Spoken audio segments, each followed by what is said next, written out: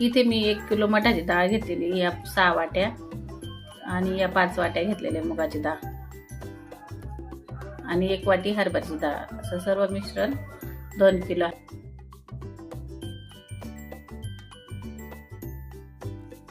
आता मी हे 2-3 पाण्याने चांगलं स्वच्छ धुवून घेणार आहे. डाळ चांगली हातावर घेऊन स्वच्छ धुवून घ्यायची, जेणेकरून केमिकल पावडर निघून जाईल. त्याच पद्धतीप्रमाणे मुगाची डाळ पण हातावर चोळून चांगली धुवून घ्यायची 2-3 पाण्याने आणि मग परत अजून स्वच्छ पाणी घेऊ आपण. बघू शकता. आता परत हरभऱ्याची डाळ तशाच पद्धतीने धुवायची, 2-3 पाणी स्वच्छ धुवून भिजत घालायची.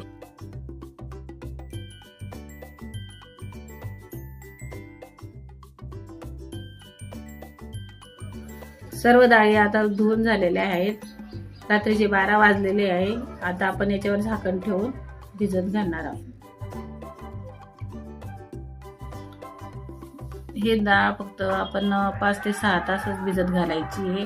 हिवाळ्यात जास्तीत जास्त 10 तास तुम्ही भिजत घालू शकता. सकाळचे 6 वाजलेले आहे. बघू शकता. आता डाळ खूप मोठी फुगलेली आहे. सर्व डाळी छान अशा भिजलेल्या आहेत, मस्तपैकी छान. बघा. आता या सर्व डाळी आपण स्वच्छ धुवून घेणार आहोत. हातावर अशी चोळून धुवायची, जेणेकरून तिचा सगळं चिकटपणा निघून जाईल, म्हणजे ती वास मारत नाही. मी इथे गावठी मठाची डाळ घेतलेली आहे. तिची साल पण निघत राहिली, बघू शकता. डाळ चांगली धुवून झालेली, ती पाणी नितरण्यासाठी आपण एका गाळणीत ठेवत आहे.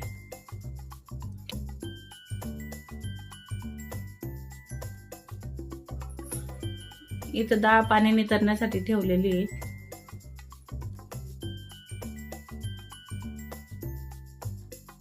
त्याच पद्धतीप्रमाणे मग डाळ पण धुवून घ्यायची आहे.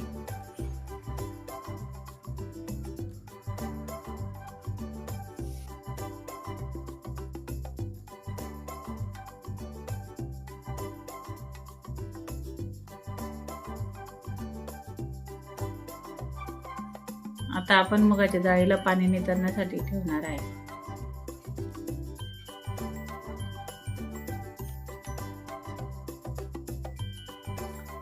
त्याच पद्धतीप्रमाणे हरभऱ्याची डाळ पण धुवायची.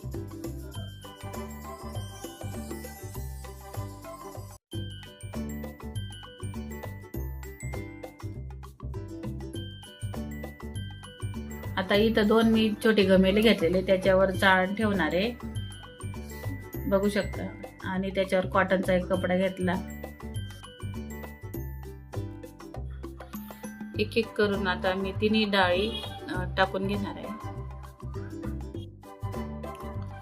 अर्धा तास हे आता आपल्याला पाणी नितरण्यासाठी ठेवायचे आहे.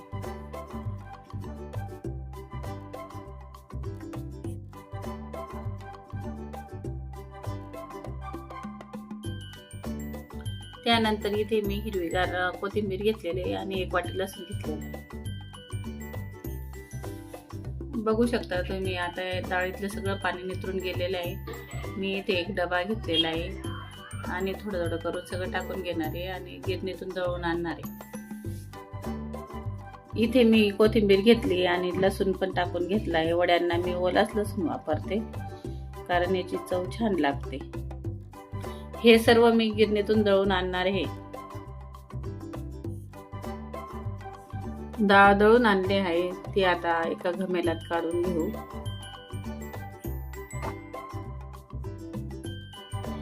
त्यानंतर इथे मी हिंग, लाल तिखट, जाडसर दळलेले जिरे आणि मिरी घेतलेले आहे.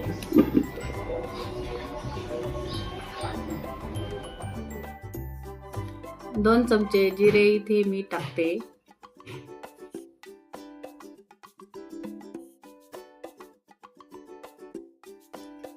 त्यानंतर लाल तिखट सुद्धा टाकून घेऊ.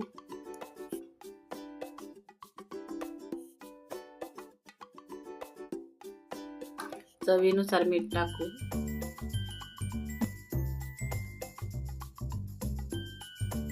आता हे मिश्रण चांगलं एकजीव करून घ्यायचं.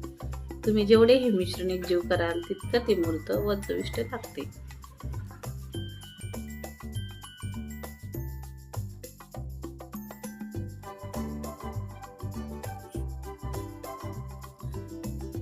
तिखट कमी आहे म्हणून मी अजून मिरची टाकून घेते, थोडं मीठ पण टाकते.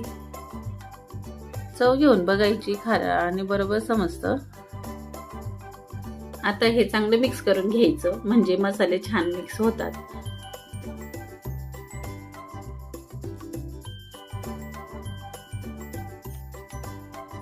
आता आपलं वड्यांचं पीठ तयार आहे. मी टेरेसवर आलेली आहे. माझ्याकडे अशा प्रकारची वड्याची चाळण आहे. आता चाळणीत थोडं थोडं पीठ घेऊन वडे झारून घ्यायचे. खाट टाकून त्यावर कॉटनचं कापड आतरून घेतलंय, त्यावर मी वडे झारते. सुकल्यानंतर वडी बारीक होते म्हणून मी मोठी चाळण वापरते.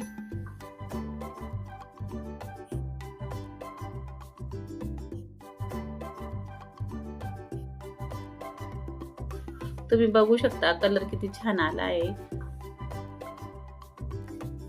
हाताने वडे बनवण्यापेक्षा झालेले वडे खूप चविष्ट लागतात, शिवाय पटकन होतात, वेळही वाचतो. अशाच पद्धतीने सर्व पिठाचे आपण वडे झारून घेऊ. खानदेशात वाळवणं म्हटलं का पहिले सुरुवातीला वड्यांपासूनच सुरुवात करता. लग्न सराई असो काही असो, वड्यांपासून वाळवण्याला सुरुवात करता. या वड्यांची 4-5 प्रकारे भाजी होते. कुडमिरचीचे वडे, परत हिरव्या मिरचीचे वडे, शिवाय लाल मिरचीचं तिखट टाकून वडे आणि काळ्या मसाल्याचं तर एकदम छान अशी उत्तम प्रकारे लागत ती भाजी. किती माणसं आले ना तरी आपण मटणासारखी अशी छान भाजी लागते. तसेच मी वड्यांच्या भाजीची वेगवेगळी रेसिपी लवकरच अपलोड करेन.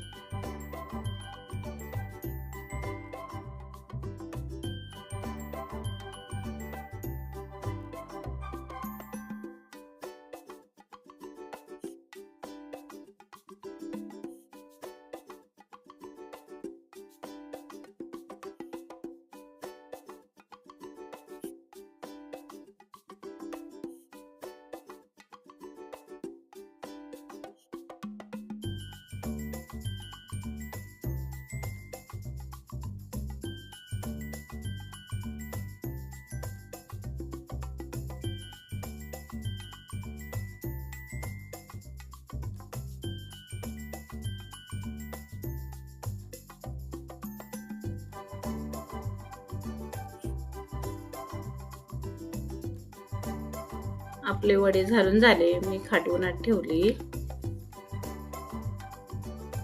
संध्याकाळपर्यंत उन्हात छान वाळतील वडे. आता आपण संध्याकाळी बघू.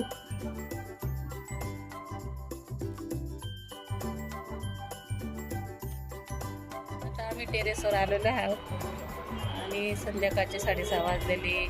मस्तपैकी सायंकाळचा देखावा छान दिसतोय. आता आपले वडे बघा, आपण वडे काढून अशा पद्धतीने असं आपण उलतीने किंवा हाताने पण काढू शकतो. अशा प्रकारे बघू शकता. तसे चांगल्या प्रमाणे थोडे वाळलेले आहेत आणि अजून आपण परत उद्या ऊन पण दाखवणार आहे. शिवाय बघा बरं कसे क्रिस्पी असं छान असा आवाज येतोय. एकदम छान अशी वडी मस्तपैकी. कलर पण छान आलेला आहे, सुंदर. अशा पद्धतीने ना हात लावता की तुम्ही आपले वडे काढू शकता.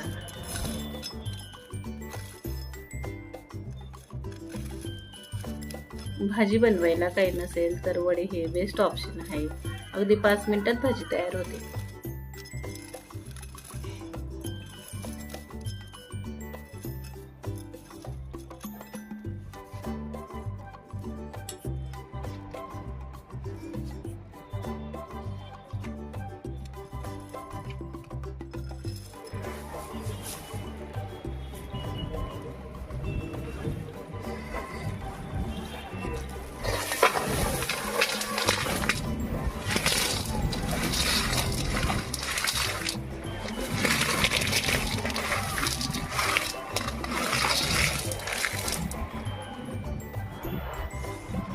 बघू शकता तुम्ही. आता छान असे आपली वड्या झालेल्या आहेत. उद्या परत एक दिवस पूर्ण वाळत घालू आपण, म्हणजे चांगले वाळतील. मस्तपैकी छान असं लाल कलर आलेला आहे, छान तिखटपणे. तुम्हाला तुम्ही करून बघा. दुसऱ्या दिवशी पण आपण छान उन्हात असे वडे वाळून घेतलेले आहे. आपले खानदेशी मठ मुगाचे वडे तयार आहेत.